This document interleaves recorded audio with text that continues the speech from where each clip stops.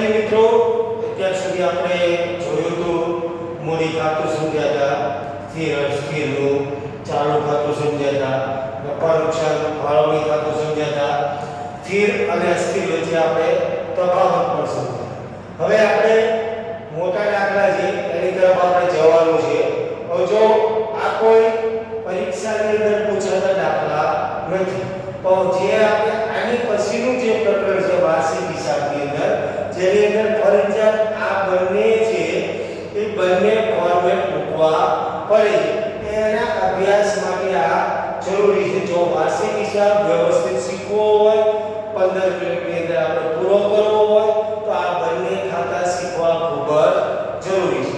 હવે જો પહેલી વસ્તુ છે, આની અંદર ખાતા શીખતા પહેલા તમને અગાઉ પણ કીધું હતું કે ભાઈ લોન પર વ્યાજ, લોન પર વ્યાજ. હવે લોન પર કેટલા ટકા વ્યાજ આપવામાં આવે છે મિત્રો? 6% લેખે વ્યાજ આપવામાં આવે છે.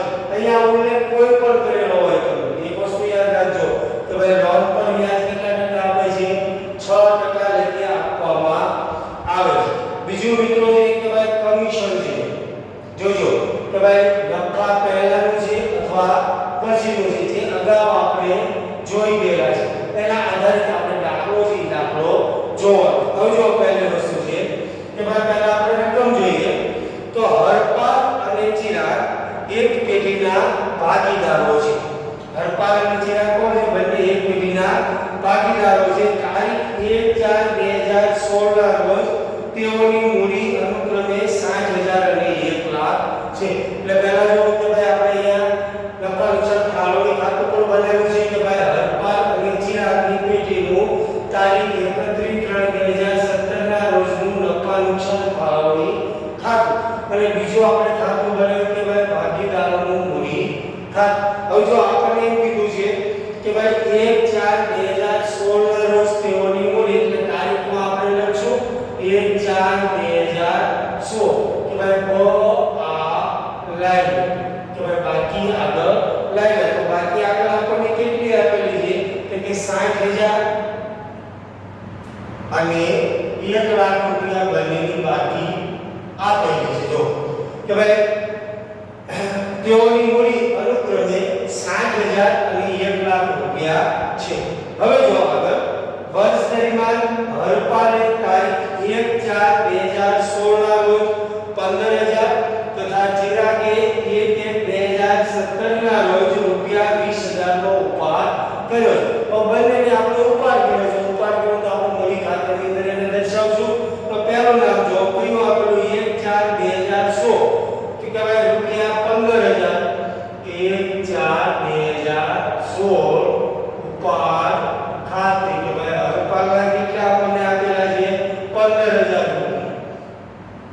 જ્યારે સામે જો કે ભાઈ 1/1/2017 ના રોજ ઉપાડ ખાતે, એટલે કે ભાઈ ચિરાગને આપણને કેટલા આપેલા છે? 20,000 નો ઉપાડ કર્યો છે. કેટલાનો કર્યો છે મિત્રો? 20,000 નો ઉપાડ કર્યો છે.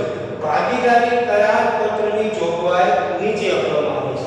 હવે જો આપણને જોગવાઈ આપેલી છે, પહેલું એમ કીધું છે કે ભાઈ મૂડી ઉપર 12% વ્યાજ કરો. કેટલું ભરવાનું છે મિત્રો? 12% લેખે વ્યાજ ભરવાનું છે. વ્યાજ ક્યારે આપી? આખરની તારીખ કે ભાઈ 31/3/2017 મૂડી પર વ્યાજ ખાતું. હવે જો મૂડી કેટલી આપેલી છે? પહેલાની 60,000 છે. 60,000 ના 5% કરો, 5/6 = 72 એટલે 7,200 પહેલાની વ્યાજ આવી છે. હવે બીજાની કેટલું આપેલી છે મૂડી? 1 લાખ રૂપિયા. 1 લાખ ના 12% કરો એટલે કેટલા આવી જશે? 12,000 રૂપિયા આવી જશે મિત્રો. ઓકે. હવે આ બંને ક્યાં મૂકવાનું છે? સેમ ટુ સેમ આપણે મૂકવાનું છે ઉધાર બાજુ. આ રકમ કઈ બાજુ આપણે લખી? જમા બાજુ. આ બાજુ કઈ બાજુ મૂકવાની છે? ઉધાર બાજુ કે ભાઈ મૂડી પર વ્યાજ. હવે પહેલો કોણ તો આપણો ભાગીદાર કે ભાઈ હરપાલ.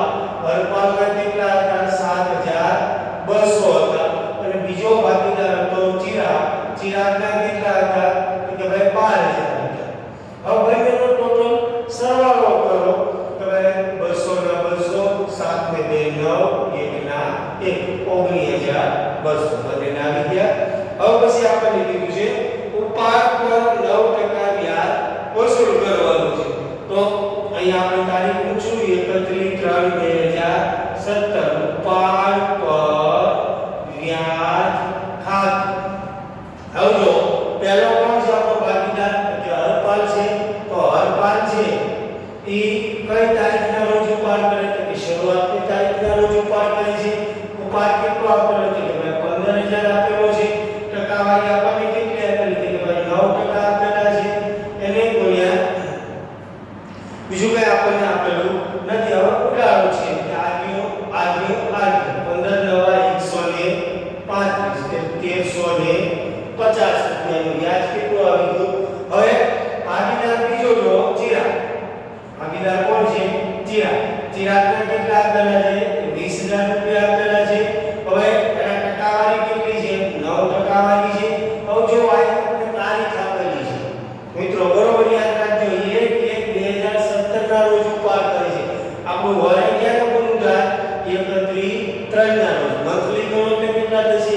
1 2 અને 3 આંગળીના વેગે ગણાવી લીધું. એમાં કોઈ પણ ભૂલની શક્યતા રહે નહીં.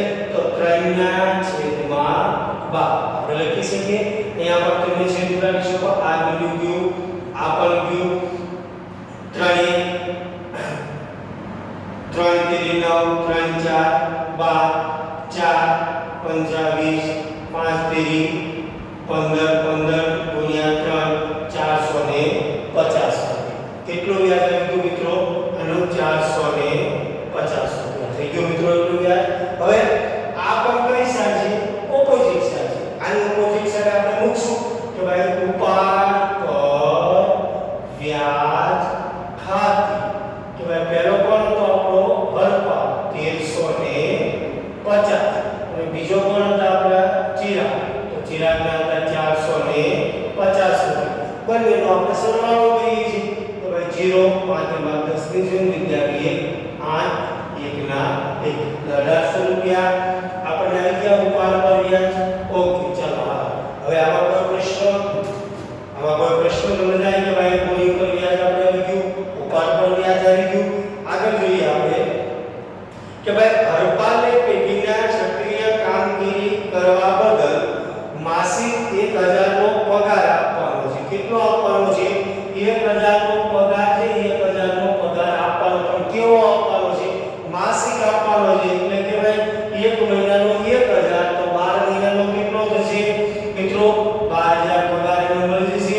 તો આ આપણે લખશું કે ભાઈ 31/3/2017 ના રોજ પગાર ખાતે. પણ પગાર કોને છે? કે ભાઈ હરપાલને છે કે ભાઈ 12000 રૂપિયા. સરસ. આગળ જો તથા ચિરાગને વ્યાજની પાત્ર નફાના 5% કમિશન આપવાનું. કમિશન આપણે પછી કરીશું. ઓકે આગળ જો કે ભાઈ હરપાલે તારીખ 1/12/2016 ના રોજ પેઢીને 30,000 ની લોન આપી છે. ભાગીદારી કરાર પત્રમાં લોન પર વ્યાજ અંગે કોઈ ઉલ્લેખ નથી. લોન પર વાર્ષિક 11% ના વ્યાજની માંગણી કરે છે. કેટલાની માંગણી કરે છે? 11% ના વ્યાજની માંગણી કરે છે. એટલે આપણે લોન પર વ્યાજ આપણે કેટલું કીધેલું હતું મિત્રો? લોન પર વ્યાજ આપણે 6% આપણે આપવાનું છે. કેટલા ટકા આપવાનું છે? 6% લઈને આપવાનું. જો પહેલા તમને કીધું તો લોન પર વ્યાજ છે. એ લોન પર વ્યાજ શું હતું? એક પ્રકારનો ખર્ચ હતો. ખર્ચ હતો એટલે ક્યાં જશે મિત્રો? નફા નુકસાન ખાતાની અંદર જશે. રાઈટ. બીજી હશે ક્યાં જશે? પાકા સર્વેની. આની પર લોન પર વ્યાજની ગણતરી થશે નહીં. હવે એની પછીનું આપણે સ્ટેપ હતું કે ભાઈ પગારનો આપણે અહીંયા બોલી ગયા કે ભાઈ પગાર ખાતે. પગાર ખાતે કેટલા રૂપિયા આપણે લખ્યા? કે ભાઈ 12000 રૂપિયા આપણે મૂકી દીધું. હવે આગળ આપણે જોઈએ કે ભાઈ તારીખ 31/3/2017 ના રોજ પૂરા થતા વર્ષનો ઉપરની જોગવાઈ પહેલાનો અને હરપાલની લોન પર વ્યાજ કર્યા પછીનો પેઢીનો નફો 79400 છે. એટલે ચોખ્ખો નફો આપણને કેટલો મિત્રો આપી દીધો? 79400 છે. અહીંયા આપણને આપી દીધો. રાઈટ. રકમની અંદર બીજું કોઈ આપેલું નથી. તો હવે આપણે સરવાળો કરશું બંને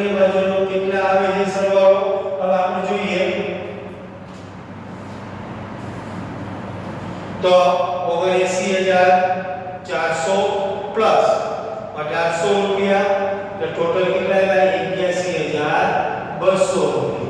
અહીંયા પણ 81200.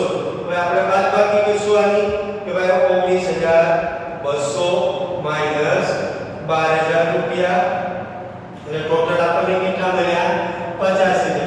જો દાખલામાં આપણને કીધું નથી કે ભાઈ ચિરાગને વ્યાજની પાત્ર લખવાના 5% કમિશન આપવાનું.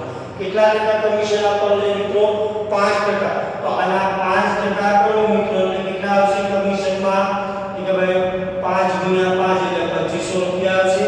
તો અહીં આપણે લખશું કે ભાઈ કમિશન ખાતે 2500 રૂપિયા. અને અહીં આપણે લખશું કે ભાઈ 31/3/2017 ના રોજ કમિશન ખાતે ચિરાગને કેટલા રૂપિયા કમિશન આપણે આપ્યું 2500 રૂપિયા આપ્યું. બરોબર મિત્રો. હવે જે આપણે 50000 નફો આવ્યો છે એમાંથી 2500 આપણે માઈનસ કરીએ. રેડી. એટલે આપણે વેચની પાત્ર નફો કેટલો આવશે 47500 આવશે મિત્રો. કેટલો આવશે 47500. હવે નફા નુકસાનનું કોઈ પ્રમાણ આપણને આપેલું નથી આપેલું મિત્રો. એટલે નફો કેવો વેચાશે સરખા ભાગે નફો જે આપવામાં આવશે. તો હરપાલના ભાગે કેટલો આવશે 23750 અને ચિરાગના ભાગે કેટલો આવશે નફો મિત્રો 23750. હવે વેચની પાત્ર નફો છે આ બાજુ આપણે મૂકી દઈશું 31/3/2017 ના રોજ વેચની પાત્ર નફો 23750 હરપાલના અને 23750 ચિરાગ. મિત્રો અહીંયા બીજું કશું રહેતું નથી. હવે મૂડી ખાતાની જમા બાજુનો સરવાળો વધારે છે તો પહેલા આપણે સરવાળો કરશું. પહેલા છે 60000 રૂપિયા, પછીના છે 7200 રૂપિયા, પછી છે 12000 રૂપિયા અને પછી છે 23750. ટોટલ આપણે ત્યાં 1,02,950. અહીંયા પણ 1,02,950 રૂપિયા. બાકી જે ઉપર છે આપણે માઈનસ કરશું -15000 -13050. બાદ કરતા આપણને મળ્યા 86600 રૂપિયા. રાઈટ. તો અહીંયા આપણે શું લખશું 31/3/2017 ના રોજ લઈ ગયા.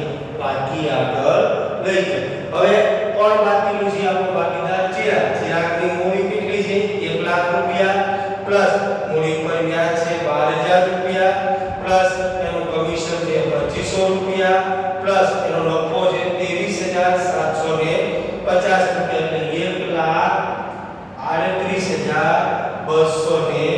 1,38,250. અહીંયા પણ 1,38,250 રૂપિયા. એમાંથી આપણે બાદ કરશું કે ભાઈ એનો ઉપાડ છે 20000 રૂપિયા માઈનસ ઉપાડ પર વ્યાજ છે 450 રૂપિયા. તો 1,17,800 રૂપિયા આ લઈ ગયા. આના પણ આવી ગયા. હવે જો મિત્રો દાખલો જે એકદમ સહેલો નીચે તમને નો પાવે તો જરૂરી ગણતરી નીચે મૂકવાની જરૂર છે કે ભાઈ જરૂરી ગણતરી ઈવન નો આવડતો હોય તો WhatsApp કરી દેજો કે ભાઈ ગણતરી કઈ રીતે કરવાની છે કઈ રીતે નથી કરવાની. તો પહેલું અહીંયા આપણે સમજી જાઓ કે લોન પર વ્યાજ અહીંયા આપણે આપવાનું નથી. ક્યાં વયું જાય છે તો કે ભાઈ નનું ખાતાની ઉધાર બાજુ અને પાકા સરવૈયામાં મૂડી દેવા બાજુ. એટલે લોન પર કોઈ વ્યાજ આપણે ગણવાનું નથી કોઈ પણ ભાગીદારનું હોય તો. મિત્રો યાદ રાખજો.